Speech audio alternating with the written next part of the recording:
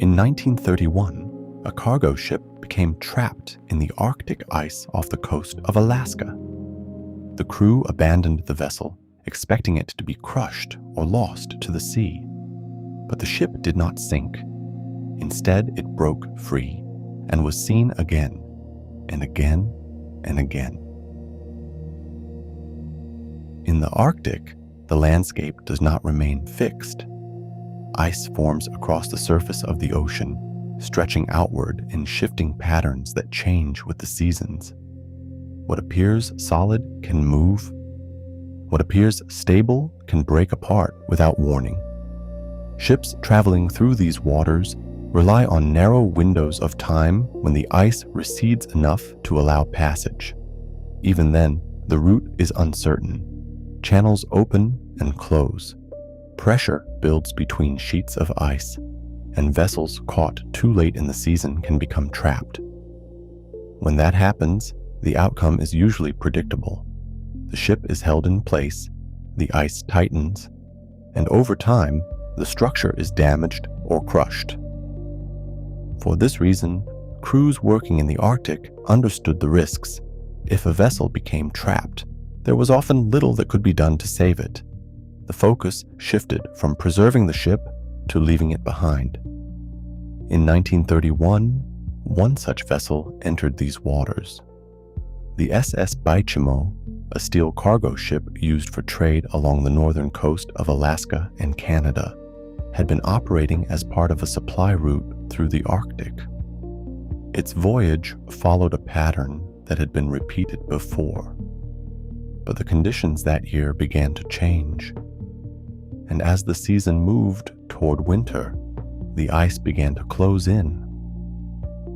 As the Baychimo continued its route along the Arctic coast in 1931, the seasonal changes began to take hold.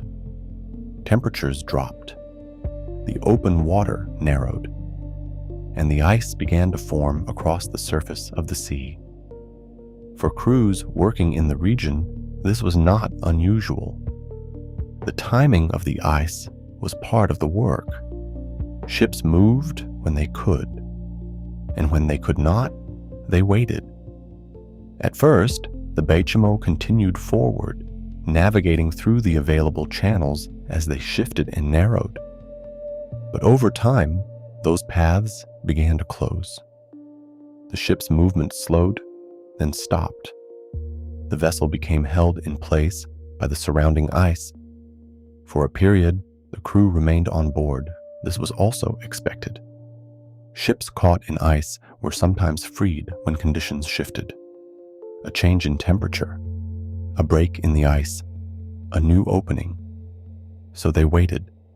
Days passed, then longer. The ice did not release the ship.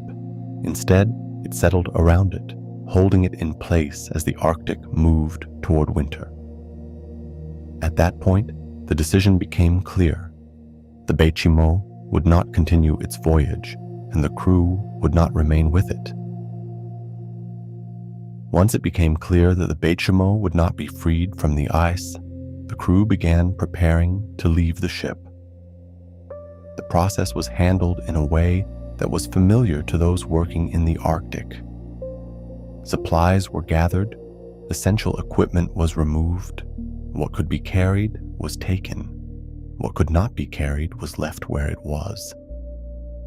There was no urgency in the movement, no sudden change. The ship had not been damaged. It had not taken on water.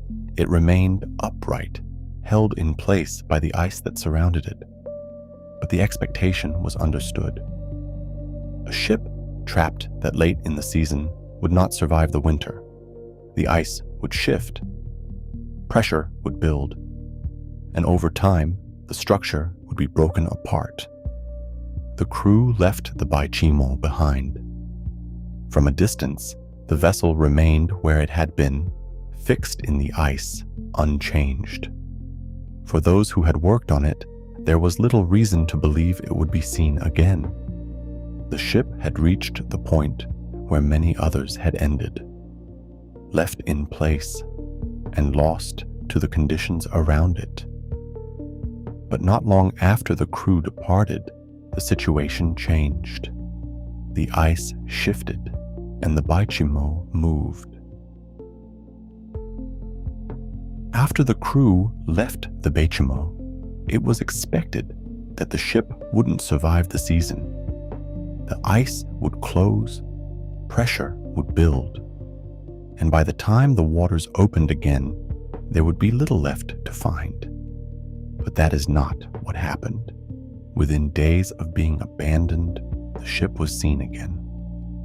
The ice that had held it in place began to shift, and the Baychimo broke free. It did not sink. It did not break apart. Instead, it began to move. At first, the sightings were close to where it had been left. A vessel drifting through the ice, still intact, still recognizable. Those who saw it noted its condition. The structure remained largely unchanged.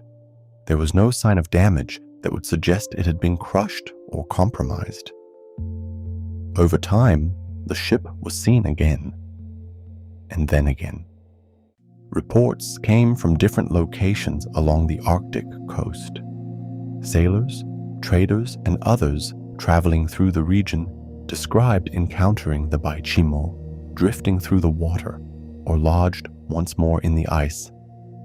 In some cases, people approached the vessel, boarded it, found it as it had been left, empty, unchanged. The cargo remained, the structure held, and then, without warning, the ship would be gone again. It would move with the ice, disappear into the shifting patterns of the Arctic, and later reappear somewhere else. The pattern continued. Years passed. The Baychimo did not return to port. It did not settle in one place. It did not fully disappear. Instead, it remained part of the region, moving, drifting, and appearing without a fixed course. A ship that had been left behind, but had not been lost.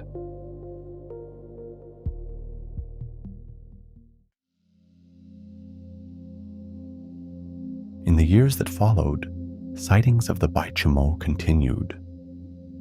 The ship was reported in different locations across the Arctic, sometimes drifting in open water, sometimes caught once more in the ice. Each time it was seen, the condition of the vessel appeared largely unchanged. There were no signs that it had been reclaimed, no indication that it had been brought back into use. It remained empty, and it continued to move. Eventually, the sightings became less frequent.